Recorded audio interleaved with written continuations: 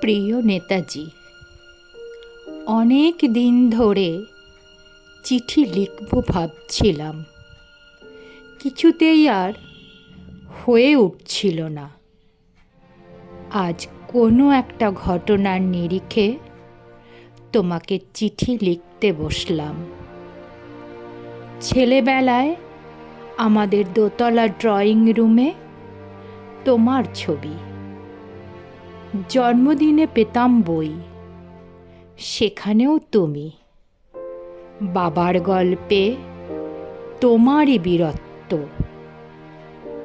দেখতে দেখতে, শুনতে শুনতে ক্রমে আমিও তোমার ভক্ত।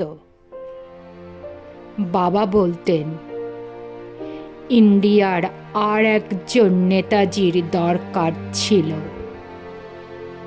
মা গাইতেন, বীর সুভাষের মহান দেশ। দাদু বলতেন, ছেলেটাকে ওরা শেষ করে দিল।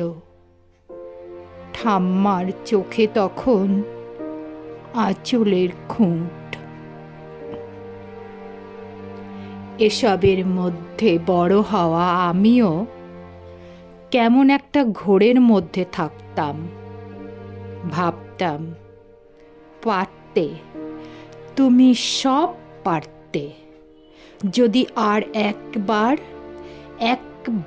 আমাদের মধ্যে তোমাকে পেতাম।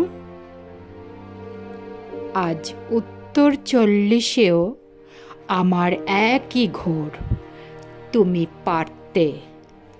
কেননা দেশের মাটিতে দেশপ্রেমের মতো জোরালো একটা ঝাঁকুনি দেবার ক্ষমতা তখন আর কারুর ছিল না। এখনো আছে কি? তোমার হারিয়ে যাবার পর দেশে কত কমিশন বসেছে। ভারতের পূর্ব, পশ্চিম, উত্তর, দক্ষিণে কোনো পীর, কোনো সন্ত, কোনো দয়ালু বৃদ্ধকে দেখে ভুল করেছে সবাই, ছুটে গেছে তুমি মনে করে, কিন্তু ফিরেছে মাথা নেড়ে। তবু তোমাকে পাবার আশায় বুক বেঁধেছে। তুমি তো শুধু বসুবাড়ির নও, গোটা ভারতবর্ষের মণিকোঠার হীরক, যার আলোর শুদ্ধতা কালোকে সাদা করতে পারে। এই বিশ্বাসে ভর করে সবাই ভেবেছিল তুমি আসবে, আসবেই, কিন্তু এলে না। কেটে গেল অনেকগুলো বছর, পেরিয়ে এলাম জীবনের অনেক গলি খুঁজে। তুমি এখন বিমানবন্দরে, সভা সমিতিতে, রিসার্চ ব্যুরোতে, এমনকি ছেলের নামকরণেও। শুধু হৃদয় যেন দোলা দেয় না। জানো, তোমার জন্মদিনটা এখন সবাই ছুটির দিন বলে আয়েশ করে উপভোগ করে। আর ছেলেরা, তারা তো এখন দেশ থেকে বিদেশের খবরই বেশি রাখে। আর মেয়েরা, তারাও স্বাধীনতার ভেলায় চড়ে হতচকিত। শুধু মাটিটা কাঁদে, সেই কান্না যেন ভূমিকম্প, খরা, এলেনিনো, বন্যা হয়ে চারদিক ভাসিয়ে দেয়। এখনো অভিমান করে শুয়ে থাকবে রেনকোজিতে?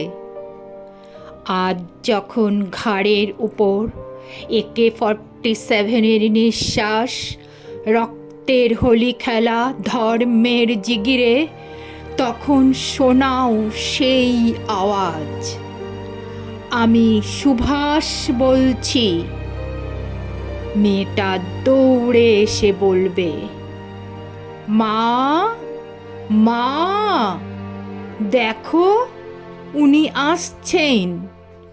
পাশের বাড়ির মেসোমশাই ডাকবেন জানলা দিয়ে, বৌমা, আমি বলিনি উনি ফিরে আসবেন? খোলা জানালা ধরে দাঁড়াবেন মায়েরা, তাদের ডান হাতে শঙ্খ, বাঁ চোখে জল, নদী হবে উত্তাল, নৌকা বেসামাল, পরাণ মাঝিও চেঁচাবে, উনি আসতেছেন। সবুজ মাঠে শিশুদের হাতে পতাকার দোলা, উনি আসছেন, উনি আসছেন, উনি ফিরে আসছেন। তোমার হারিয়ে যাওয়া জন্মদিনের ভেতর থেকে উঠে আসুক আর একটাতেই সে। আজ স্বাধীনতার ঠিক আগের মুহূর্তে দাঁড়িয়ে তোমাকে আমার এই চিঠি। প্রণাম নিও।